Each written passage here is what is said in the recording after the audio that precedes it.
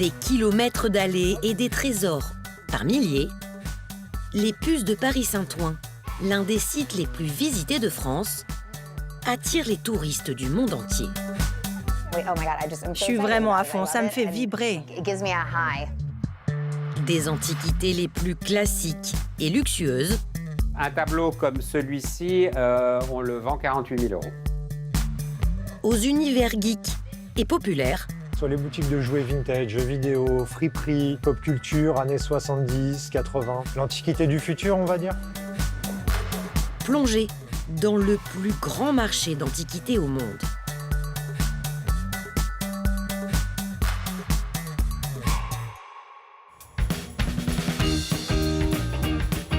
Tu vas bien? Comment vas-tu? Super. Ça va? Et toi? Tu vas bien? Ouais.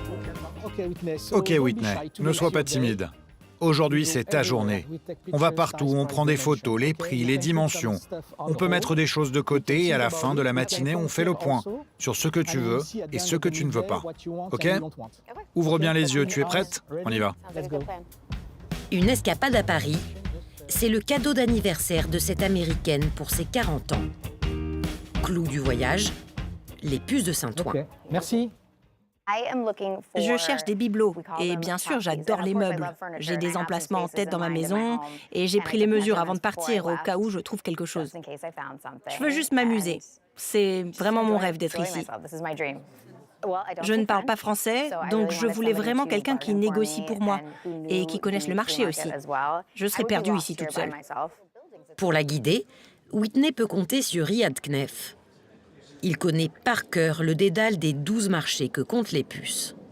Là, on est au marché Paul Bert en plein air. Il est couplé avec le marché Serpette, qui est un marché couvert. C'est un marché branché et haut de gamme. Son métier, accompagner des clients fortunés pour un shopping personnalisé. Riyad s'est lancé il y a 25 ans. J'ai été à l'office de tourisme, j'ai demandé où étaient les experts pour acheter des antiquités, on m'a dit il n'y en a pas. Et ça m'a juste tué. Et à l'époque, je ne travaillais pas et je me suis dit, bah, tiens, il y a peut-être un truc à faire. Personne ne croyait en ce métier-là. Et aujourd'hui, je fais de la décoration d'intérieur. J'ai travaillé pour Gwyneth Paltrow. Enfin, voilà, j'ai des stars, quoi. On peut rester là parce qu'on va aller voir la fashion. Direction, la mode vintage de luxe. Yeah. La seconde main est un marché en plein essor. Good morning! I would love to try that. Ah bah voilà, parfait. Ouais. C'est très très beau. Ah ouais. She had a discount. Yeah, I got a Yeah. discount. 3 300 €. Thank you. OK, let's focus again on the Yeah. furniture. Pour le mobilier, la tendance est au design. Des vitrines épurées, avec seulement quelques meubles exposés. Mais une boutique fait exception, elle foisonne d'objets.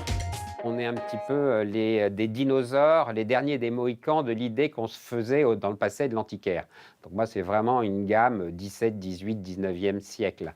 Salut Benoît. Salut Christian, Quoi tu de vas neuf? bien? Ou plutôt quoi de vieux? Eh ben voilà. Tiens, regarde ce que j'ai trouvé cette semaine. Ah, c'est amusant. Alors en fait, ce qui est amusant, c'est que attention, c'est lourd parce qu'en fait, c'est peint sur marbre. Oui. Dans cette institution vieillie de 30 ans, C'est du marbre. une clientèle très pointue en art et en histoire, C'est quoi, 17e? à la recherche de pièces uniques. C'est un petit cabinet flamand du XVIIe siècle qui est en ébène. Comme souvent les petits cabinets, il y a des petits secrets de petits compartiments privés. Mais c'est pas tant ça, sa rareté, c'est que en fait, il a été fait en deux faces pour cacher de l'autre côté un petit oratoire pour prier. Nous pensons que c'était probablement fait dans un pays qui est protestant pour une famille catholique qui ne voulait pas montrer à tout le monde sa religion. Dans un immense entrepôt, Whitney a un coup de cœur pour un cabinet plus exotique. J'ai mis la photo dans l'appli d'intelligence artificielle pour voir ce que ça rendrait chez moi. J'ai entré les dimensions du meuble et celles de l'espace que j'ai dans ma maison pour voir ce que ça donne. Allez, montre-moi. Ah, je le veux. C'est trop beau, j'adore. Maintenant, voyons le prix. Alors Comment tu peux lui faire? Attends, je regarde. 2002. 2002... 2000 2000. 2000 € pour le cabinet, auquel s'ajoutent les frais de transport. Il faut acheminer le meuble jusqu'en Floride, chez Whitney. Les entreprises logistiques sont implantées au cœur même des puces et doivent composer avec la marche du monde. Je te présente Whitney, et voici Soraya. C'est elle qui s'occupe de tous mes envois. Certains pays en guerre sont devenus quasi inaccessibles. Et vers la première destination des antiquités, les États-Unis, les droits de douane ont augmenté l'an dernier.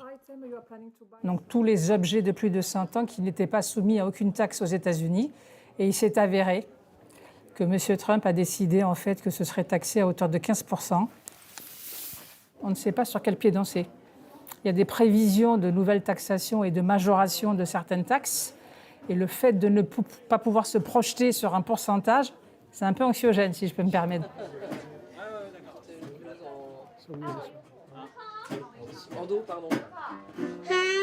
Les puces ont traversé bien des turbulences en 150 ans d'histoire.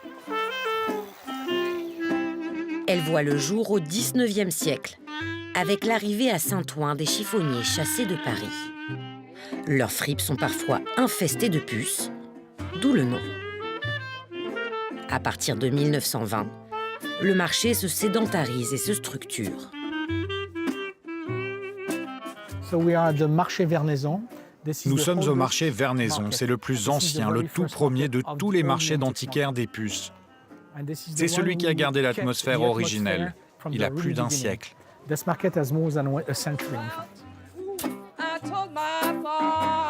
Le marché Vernaison a conservé son esprit village et populaire. That's it.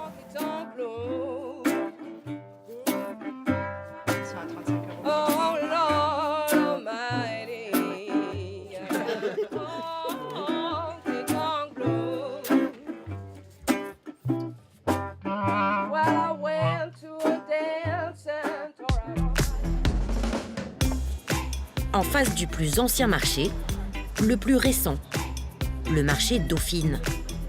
Sous l'immense verrière, bat le cœur de la pop culture.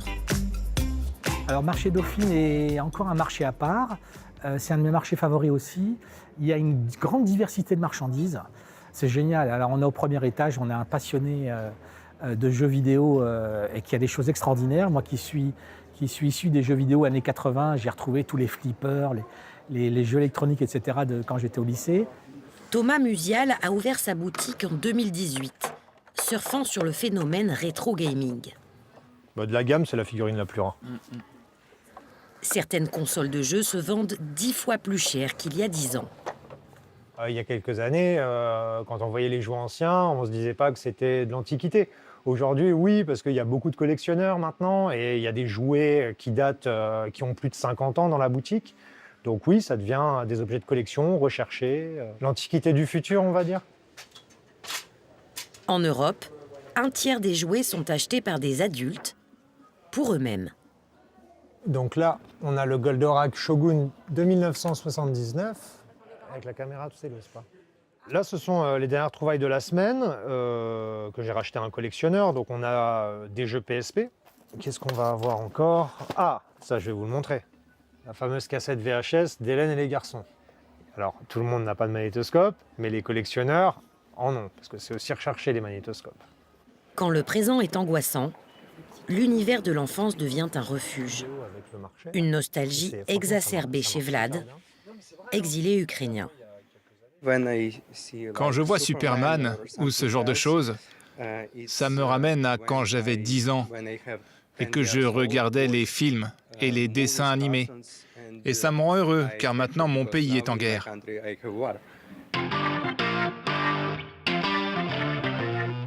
Autre incontournable, l'espace vinyle, avec la plus grande concentration de disquaires en Europe. Hop, voilà. C'est parfait. Je viens presque tous les week-ends, surtout quand on est fan de vinyle comme moi. C'est un temple pour les amateurs. Je ne pensais pas qu'il y en aurait autant. C'est une super sélection. Il y a un petit coffret, 14 vinyles à l'intérieur, original 85. Vous avez un spécialiste de rockabilly, un spécialiste de hip-hop, un spécialiste de jazz, un spécialiste de funk. Chacun fait son domaine, donc tous des clients un peu différents. Donc il y en a pour tout le monde. Didier est un expert du rock des années 80, de Queen en particulier. Freddie Mercury, Montserrat Caballé, Barcelona, maxi vinyle. Voilà, tout est normal, sauf que ils ont oublié d'imprimer le label sur la première face. Par définition, ça devient automatiquement une pièce de collection, référencée rare. C'est voilà où ça se loge. Et donc mes fans hardcore, c'est ce genre de pièces qu'ils cherchent. Des collectionneurs obsessionnels. Aux simples touristes, plus de 5 millions de visiteurs arpentent chaque année ce labyrinthe hors du temps. Ce trésor parisien espère être classé un jour au patrimoine mondial de l'UNESCO.